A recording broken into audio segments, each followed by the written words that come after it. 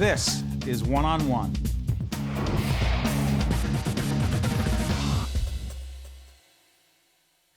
Glen Whitney and Cindy Lawrence, co-founders and co-executive directors of the National Museum of Mathematics, otherwise known as MoMath.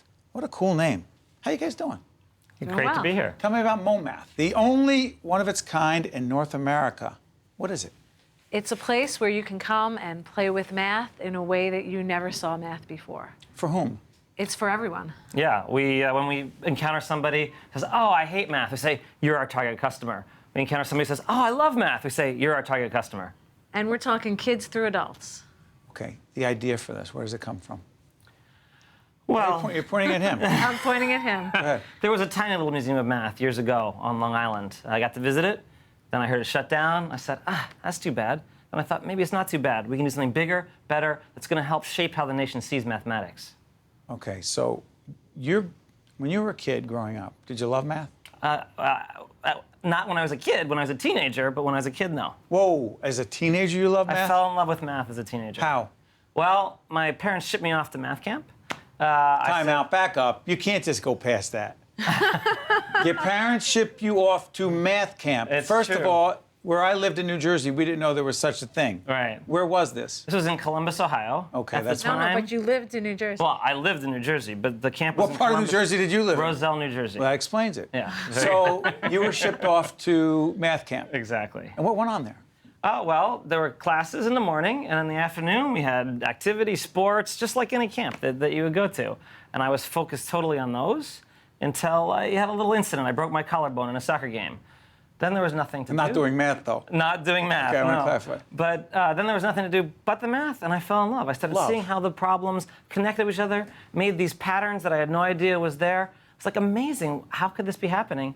And it's been a love affair ever since. What's your excuse? I always loved math, but I didn't get to go to math camp. Did not. Did not, nor did I break my collarbone. Okay, But so. I always loved math, and then I had kids, and as a parent, I sort of re-engaged and reconnected with math. Right. And got involved with some really cool math programs on Long Island. And when I heard this guy was opening a museum, I said, "Hey, you need help? I'm She was here. all I'll in. volunteer." Love it. Describe some of the exhibits. We'll roll some pictures. Go ahead. Some of the. What kind of tricycle are we talking about? Some of the exhibits. It's a square wheel tricycle. Square wheel tricycle. That's right. It's an ordinary tricycle, and except That? it's got square wheels right. on it. That's right. It's too cool. And you get a perfectly smooth ride. Math can tell you how to shape that track so that you feel like you're riding on an ordinary tricycle with round wheels. And What people else? line up for that trike. They love it. They do love that. What else is Absolutely. popular? What other exhibits? We have an exhibit called the hyperboloid. It starts out what? the hyperboloid. Okay, go ahead. What is it? Well, it starts out as vertical strings, kind of makes a cylinder, There it is. and you get inside and you start twisting the bottom relative to the top, and suddenly it forms a shape called a hyperboloid. It's so cool. It's a lot of fun. So is it hands-on? Absolutely. Everything you touch, you explore, you discover, you create new ideas for yourself. Where are these exhibits? Did you come up with the exhibits yourself? A team of us designed them. That's right. All of these exhibits were original, designed in-house by not just the two of us, but two other folks who are also working with us. Okay, describe the team. Who's the team beyond the two of you? Well, we also had Tim Nissen, who was our chief of design. He's been designing museum exhibits for years, starting at the Museum of Natural History. And we had George Hart, who's a mathematical sculptor and What? a mathematical sculptor. You just say that as if It's a real thing. I'm supposed to know. I didn't say it wasn't. Yeah, all right, But okay. you say that as if I'm supposed to know, as if our public broadcast audience is supposed to know. What? What do I you... had the same reaction when I met George and he introduced himself as a mathematical sculptor. And I said, "What is that?"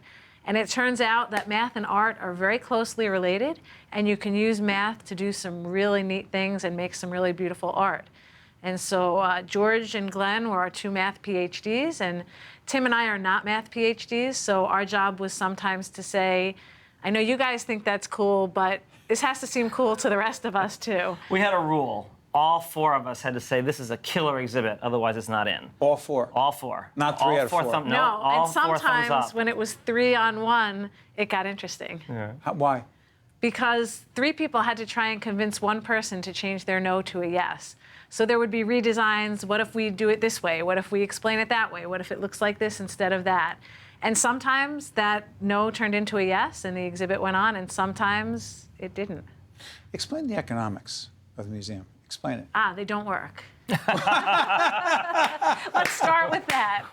They work because people believe in what we're doing. That's why they Whoa, work. whoa, whoa, whoa, whoa, back up. First of all, we're in public broadcasting, so the economics matter to us. We have to make the bottom line work. How do you make the bottom line work? Through the support of many donors, corporate, individual, foundation. When I say it doesn't work, we're probably one of the only museums around that pays commercial rent in a city like New York. And we did that because there was a demand and a need, and everyone wanted to see us get open. We found great space on the north end of Madison Square Park, and we said, Hold on, where are you? 26th between 5th and Madison. 26th between 5th and Madison. Go ahead. On the north end of the park, great location, and we decided we were just going to raise the money to rent that space and open up and show New York what a math museum could be. And it's not what people think it is. They expect to come in and see blackboards and pencils and paper. Not what it is. None of that. Question, girls and math. Yeah, that's a great question, and it's something that we are really sensitive to. We're losing. Now the evidence is in. Girls are just as good at math as boys, but yet we're losing them. They don't stay in math. A lot of girls are interested. There's this social feeling, oh, math's not for girls. Oh, if you're too good at math, boys won't like you. That's a very poisonous idea. And Not true. Not true. There are also fewer role models for girls That's in right. mathematics. There are fewer female mathematicians, and so girls aren't exposed as much to seeing someone who they think they can emulate.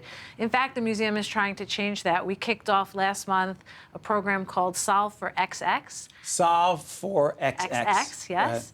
And we brought in 4 female mathematicians who are really well known in their fields, and we invited everyone to come, but we had many, many young women come, and after the program we had lots of raves and emails coming in from people saying, this was awesome, when are you going to do it again? My daughter for the first time saw someone that showed her what she could be in the future. Now, didn't New York Magazine vote your museum the best museum for kids?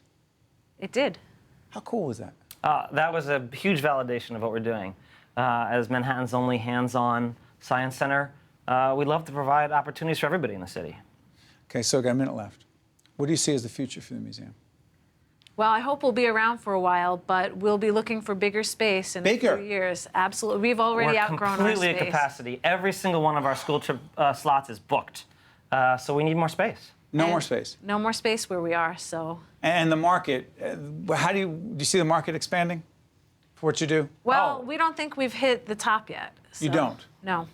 We still meet people all the time who say, oh, I never heard of this. It's really cool. And a whole bunch of people in public broadcasting who watch us on a regular basis are going to now want to go find out where we are. By the way, tell everyone where you are again. We're at 11 East 26th between 5th and Madison. Okay, listen, I want to thank those of you who, I want to thank both of you for letting us know that math could be fun. Again, the name of the museum is? National Museum of Mathematics, or MoMath. MoMath. Thank you both for Got it. joining us. Check you out next time. One-on-one from Lincoln Center. One-on-One with Steve Adubato has been a production of the CAUCUS Educational Corporation, celebrating over 25 years of broadcast excellence. This special edition of One-on-One with Steve Adubato is brought to you from the Tisch WNET studios at Lincoln Center. Funding has been provided by Holy Name Medical Center, Berkeley College, QualCare Inc., NJM, Wells Fargo, New Jersey Natural Gas, and by the Russell Berry Foundation. Promotional support provided by Commerce Magazine and by NJ Biz, all business, all New Jersey. Transportation provided by Airbrook Limousine, serving the metropolitan New York, New Jersey area.